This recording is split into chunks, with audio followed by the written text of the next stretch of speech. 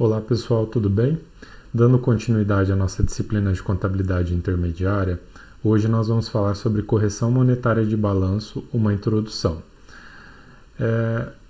Só fazendo um adendo, quando a gente fala em correção monetária de balanços, a gente está falando numa temática bastante complexa que envolve uma série de situações e variáveis que devem ser consideradas para aplicar essa técnica de uma forma mais prática, né? Então, a ideia da nossa aula de hoje é fornecer para vocês uma visão geral, uma visão explanatória, nessa perspectiva de introdução mesmo da temática da correção monetária, certo?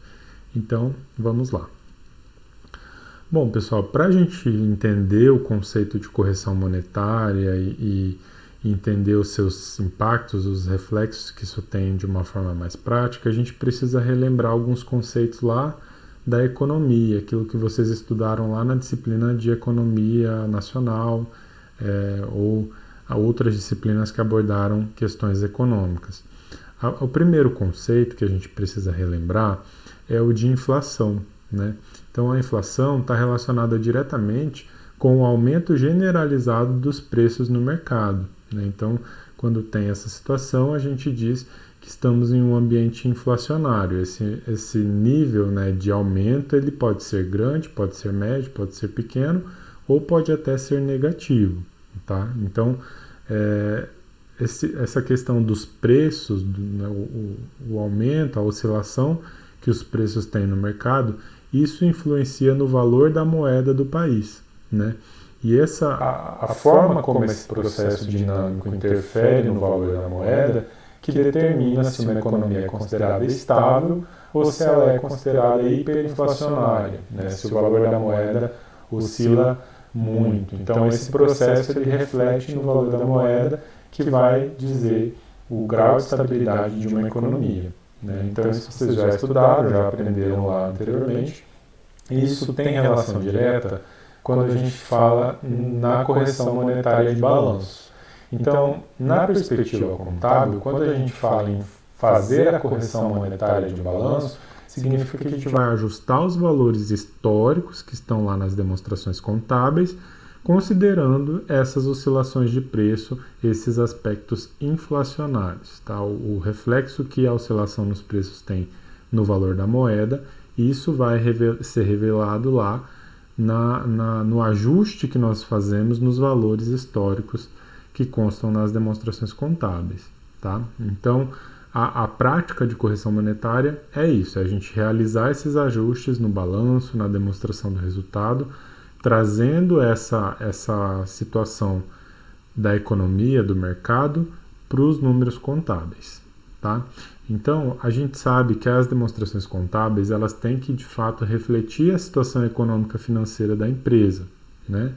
Então, mesmo que a empresa esteja inserida em um ambiente que tem altos níveis de inflação ou baixos níveis de inflação, o ideal é que os balanços, né, as demonstrações financeiras representem, de fato, a realidade, a situação econômica financeira dessa empresa, tá? Então, quando a gente adota a correção monetária, a gente está resguardando, né, está trazendo para os usuários, para os stakeholders, uma visão mais realista do patrimônio, né, de como que a riqueza dessa empresa está distribuída, de quanto isso é representado de uma forma mais real, né? Então a gente quando a gente compra, por exemplo, uma máquina, esse valor que a gente registra na contabilidade é o valor que foi efetivamente gasto naquele momento, né? Então é o desembolso que foi feito naquela data. Esse valor é reconhecido na contabilidade, então vai lá para o ativo, né, no valor pelo custo de aquisição, né, que nós chamamos.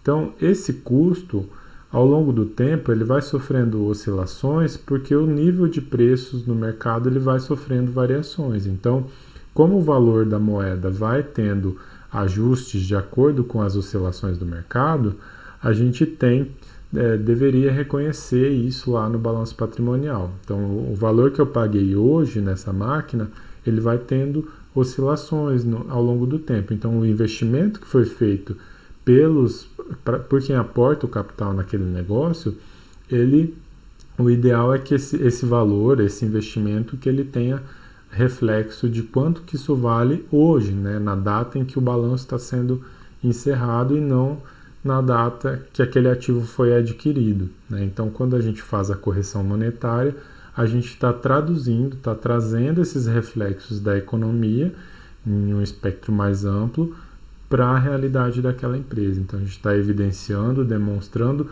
quanto que o valor real do patrimônio na data do encerramento do balanço. Então, a correção monetária ela tem essa cara, essa perspectiva de representar fidedignamente o patrimônio, as informações financeiras da empresa, considerando essas variações, essas oscilações do mercado, certo? Bom, qual é a nossa posição hoje no Brasil, né? É importante a gente frisar aqui a correção monetária, ela tem, o Brasil é pioneiro e está sempre aí representando muito bem o Brasil no exterior, porque como nós vivemos um período de hiperinflação até 95, né, 94, quando foi implantado o Plano Real, a gente passou a ter uma estabilização da economia e o valor da moeda, né, diminuiu bastante. O reflexo desse aumento generalizado de preços no valor da moeda, né? Então, o Plano Real ajudou a estabilizar a economia e a gente saiu de um cenário de hiperinflação, onde a gente tinha oscilações gigantescas, para um cenário de estabilidade, né?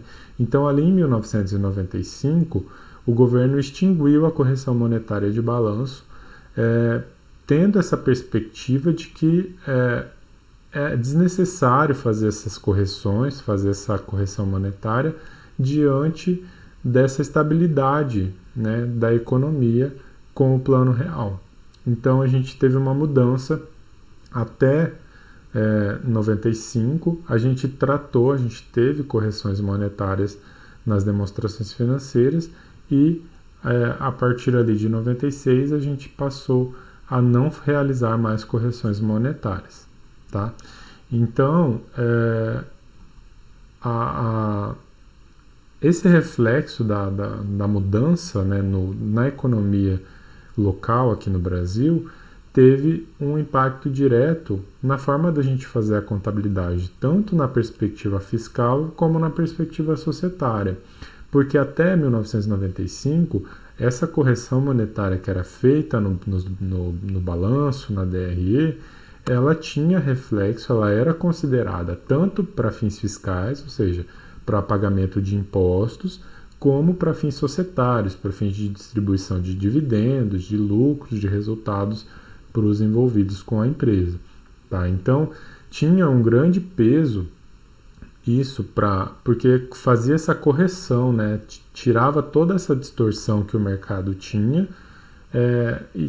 trazia para a contabilidade, para a representação do patrimônio, uma visão mais real, né? Então a gente tinha isso até 95 e a partir daí, com a estabilização da economia, entendeu-se que isso não era mais necessário diante da baixa inflação, né?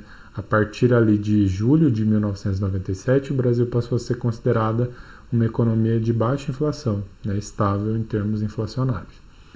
Então, o que é importante a gente tirar disso, dessa perspectiva histórica?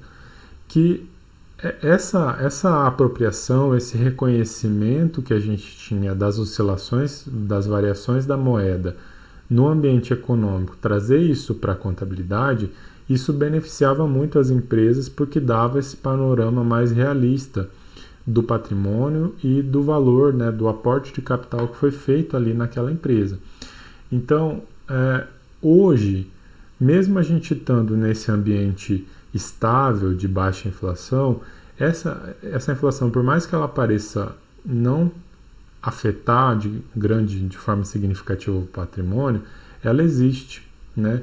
E como a gente ainda vive um ambiente inflacionário, a gente tem inflação, por mais que ela seja controlada, é interessante, né, que a gente use, que a gente adote isso pelo menos na perspectiva gerencial, né? Então, quando a gente considera a inflação, a gente está se preocupando, tendo uma atenção especial para preservar a essência econômica do capital que foi investido ali naquela empresa. Então a gente não deixa o balanço da empresa se distanciar tanto da realidade econômica do país, né? Então a gente preserva a essência econômica do capital investido, né? Então, como eu falei, mesmo na perspectiva gerencial, seria interessante a gente trabalhar isso agora considerando os índices estacionados, mesmo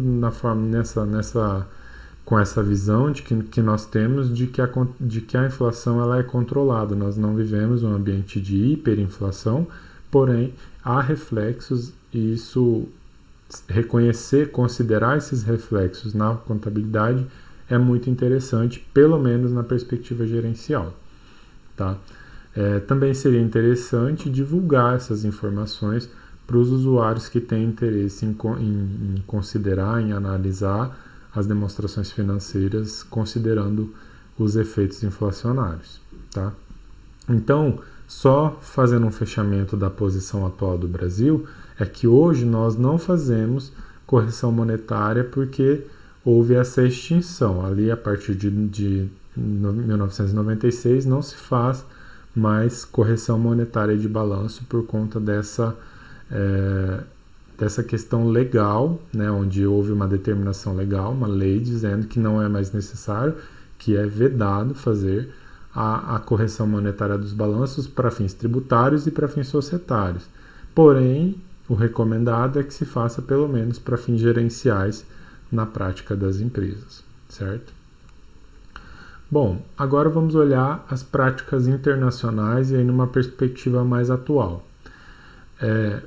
No cenário global, no cenário internacional, há essa visão de que é necessário sim corrigir monetariamente as demonstrações contábeis, mas em situações específicas, onde há a situação da hiperinflação, onde uma economia é considerada hiperinflacionária.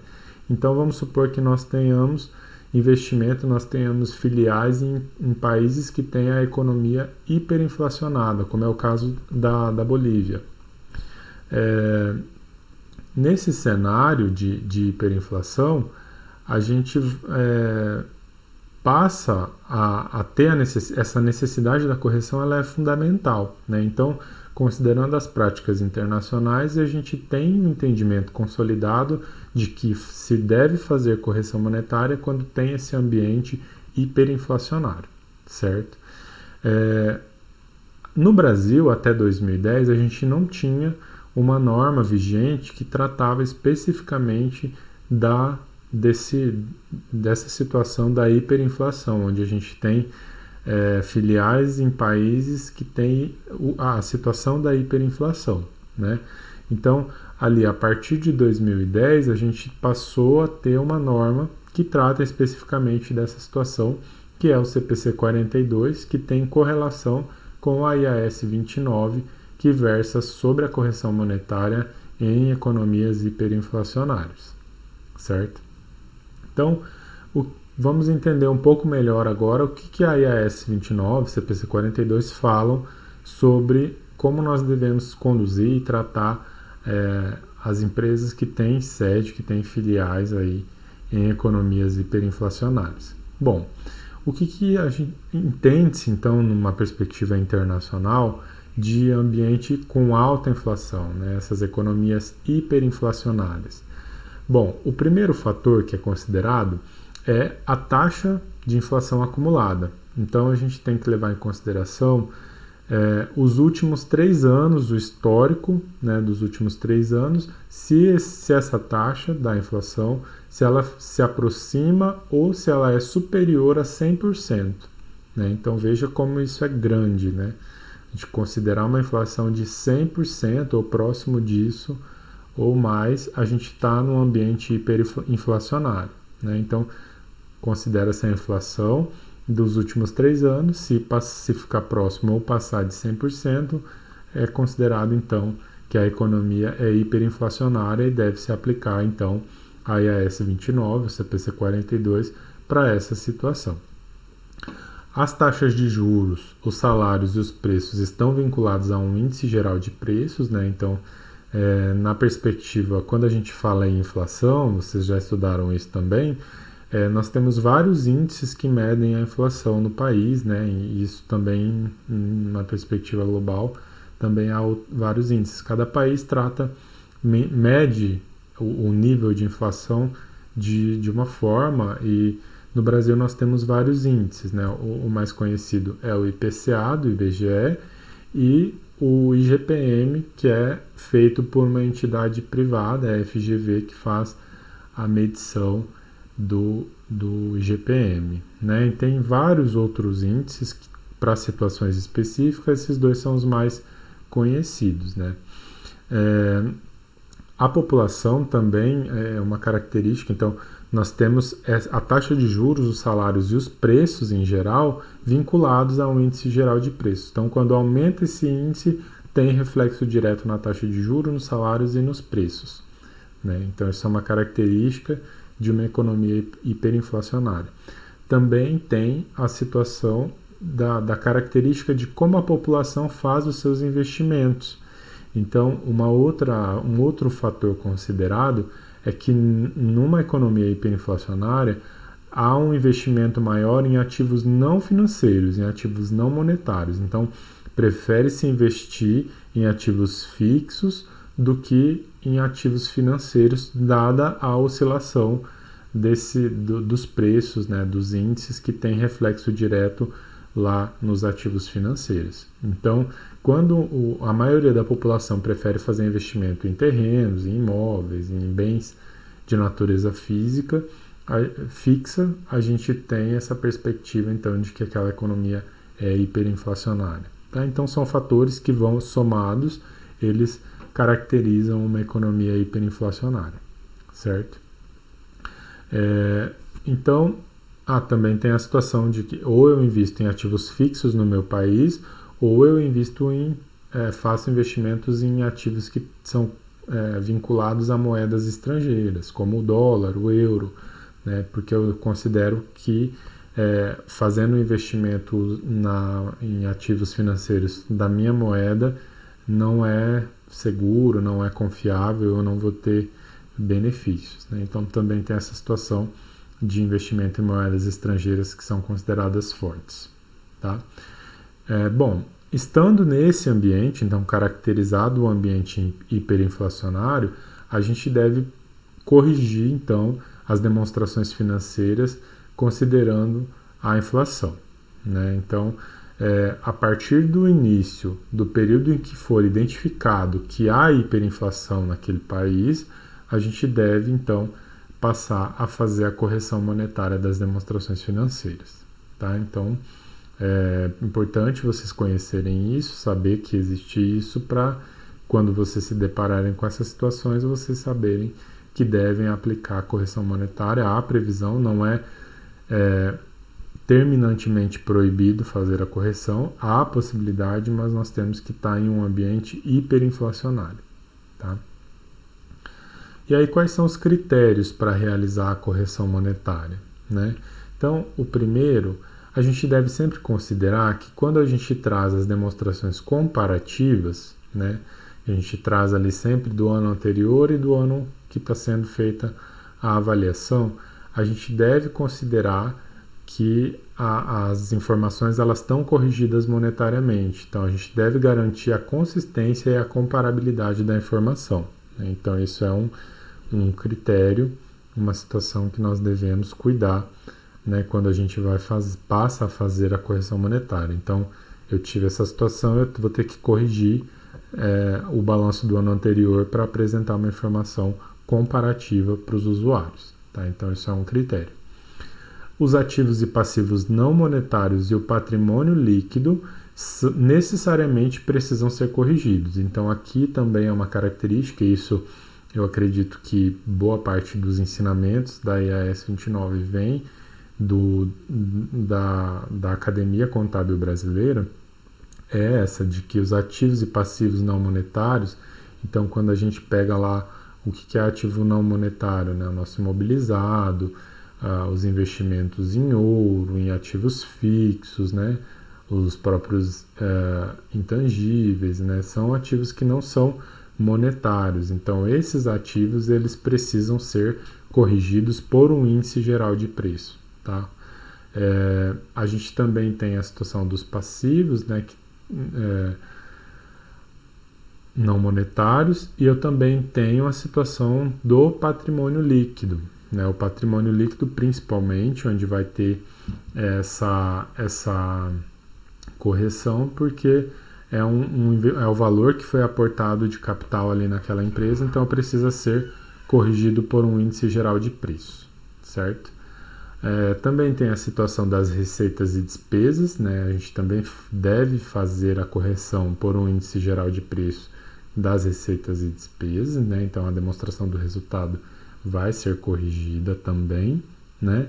E os ganhos e perdas monetários, que são as chamadas variações monetárias, elas devem ser apresentadas de forma separada na demonstração do resultado. Então a gente tem uma conta específica para tratar as variações monetárias, certo? Então agora vamos ver um exemplo disso aqui que a gente está falando, né? A gente está falando de uma perspectiva mais teórica, agora eu trouxe um exemplo para vocês visualizarem isso de uma forma um pouco mais prática. Tá? Então, partindo da premissa de que a gente tem um índice de 30%, né, a gente tem um índice geral de preço de 30%, então essa é a taxa que nós vamos usar, e que nós vamos fazer a correção apenas dos ativos não correntes, os não monetários, e os itens do patrimônio líquido. Tá? Então, nós vamos corrigir esses dois elementos. Então, aqui a gente tem o destaque do imobilizado de 100 mil, né, que já é líquido, descontado a depreciação, e o capital social de 150 mil. Então, nós vamos fazer a correção pelo índice geral de preços desses dois elementos do patrimônio, certo? Então, como que a gente faz isso? Se o nosso índice é 30%, a gente multiplica o valor histórico, então eu estou tratando agora do imobilizado, então eu pego aqui o custo histórico, que está registrado lá na minha demonstração, 100 mil, e multiplico pelo índice, 30%. Então vai dar 30 mil, eu acrescento esses 30 mil, né, lá no valor histórico. Então o meu valor corrigido passa a ser 130 mil, certo? Então esses 30 mil da correção, eu vou ter que fazer a contabilização dessa correção. Né? Então como que eu faço isso? Eu vou debitar, eu vou aumentar o valor do meu imobilizado lá no meu balanço patrimonial, e vou creditar em variação monetária líquida, considerando que isso é um ganho, então isso vai a crédito lá na demonstração do resultado, certo? Então eu faço esse lançamento contábil. O próximo exemplo é o capital social. O capital social, como a gente sabe, tem natureza credora, então o valor histórico de 150 mil, aquilo que está registrado lá no balanço, fazendo a correção pelo índice, eu vou ter um aumento de 45 mil. Então, o meu valor corrigido vai ser 195 mil. Essa variação, né, essa correção que foi feita, eu vou ter que lançar ela. Como a minha conta do capital social ela tem natureza credora, então eu vou fazer um débito em variação monetária líquida, né, lá na demonstração do resultado, e vou creditar em reserva de capital lá no meu patrimônio líquido, certo? Então, dessa forma, eu dou o tratamento adequado para a variação monetária que eu estou tendo ali naquele elemento patrimonial, certo? Então, fazendo ali o ajuste, né, fazendo a apuração de qual foi o valor da variação, então eu tenho débitos 45, lá relacionado ao meu capital social, e tenho 30 mil a crédito relacionado ao meu ativo imobilizado. Então, qual que é o saldo dessa conta? Eu fico com um saldo devedor de 15 mil. Então, essa variação de 15 mil, ela vai ser ajustada lá com o resultado. Né? Então, aqui eu tenho um débito. Para eu zerar essa conta, como ela é uma conta provisória, eu vou fazer eu fico com um débito aqui e a minha contrapartida vai ser a variação lá no meu balanço patrimonial. Né? Então, como que ficaria o meu balanço patrimonial efetivamente contabilizado, considerando a apuração da variação monetária líquida. Bom, aqui eu tenho então sem a correção, só para a gente ter uma perspectiva comparativa, né? Então eu não tive variação aqui nos meus ativos correntes, né? Eu tive variação no meu imobilizado. Então meu imobilizado sem a correção 100 mil, com a correção passou a ser 130 mil. Então meu ativo passou a ser de 200 mil, ele passou a valer 230, porque eu estou fazendo a correção, né, considerando a inflação naquele período. Aí eu vou para o meu passivo. Né? O meu passivo não corrente eu não considero, eu não fiz correção, né? Não fiz ajustes, eu só fiz ajustes aqui no meu patrimônio líquido. Então o que eu tive de situação aqui? O que eu tive de situação aqui no meu patrimônio líquido? O meu capital social era 150 mil, certo? Aí eu tive uma variação, eu lancei aqui a contrapartida de 45 mil, lá aquela contabilização que eu fiz, né? 45 mil para reserva de capital, e aí eu fiz o lançamento da apuração da variação monetária líquida aqui como um prejuízo, que é aquele valor que ficou negativo lá na minha contabilização anterior. Então aqui eu fiquei com um débito, né, um saldo devedor aqui nessa conta que é provisória, que é intermediária. Como que eu zero essa conta, que ela é uma conta de resultado? Eu vou fazer um crédito aqui de 15 mil, né, credito variação monetária líquida, e faço um débito em prejuízo lá na minha, que é uma conta patrimonial. Então, prejuízo, variação monetária líquida de 15 mil. Como aqui, como eu estou tendo um prejuízo, então essa conta ela é uma conta retificadora do meu patrimônio líquido, certo? Então, diminui o valor do meu patrimônio líquido em 15 mil. Como eu reconheci a reserva, vai permanecer na prática somente os 30 mil que eu tive de aumento do meu capital, né? Que é aquilo que está refletido lá no valor do meu imobilizado. Então aqui eu tenho o valor do meu passivo IPL de 200 mil e tenho a contrapartida aqui, o valor com a correção monetária no valor de 230. Então eu pego os 150, acrescento os 45 mil que eu reservei aqui, tratei como uma reserva, e subtraí a variação monetária líquida de 15 mil. Então eu fecho o meu balanço patrimonial com os 230. Então na prática a gente fica com o reconhecimento dos 30 mil de aumento relativo à variação monetária, certo? Então dessa forma, tratando, eu estou fazendo um atendimento, uma análise específica do meu patrimônio, considerando os efeitos que eu tenho dos índices inflacionários. Então, o nível da inflação influencia os valores do patrimônio da empresa, né? Então, trazendo essa perspectiva econômica para a contabilidade, a gente faz essa atualização, essa correção das distorções do custo histórico, considerando as oscilações do nível de preço ao longo do tempo, certo? Então, dessa forma, a gente representa de forma fidedigna, traz uma fotografia mais atualizada do patrimônio da empresa, certo? Então, por isso que quando a gente se propõe a fazer a análise da variação monetária, a gente está atualizando os valores patrimoniais, considerando todas essas perspectivas da inflação e do ambiente econômico que a empresa está inserida, certo? Bom, pessoal, era isso que eu queria passar para vocês hoje, né? Dar esse panorama geral da correção monetária de balanço.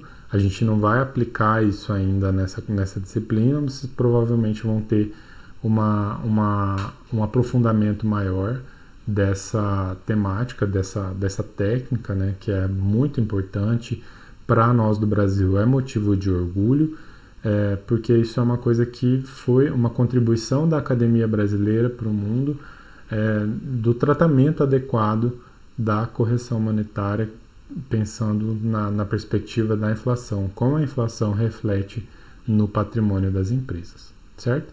Espero que vocês tenham gostado dessa aula, né? Então, como a gente já está acostumado, curte, comenta aí o vídeo, fale o que você mais entendeu e também, importantíssimo, leia o material que está lá anexado no Jacad para complementar o aprendizado de vocês. Está certo? Então é isso. Muito obrigado pela atenção e até a próxima. Tchau, tchau.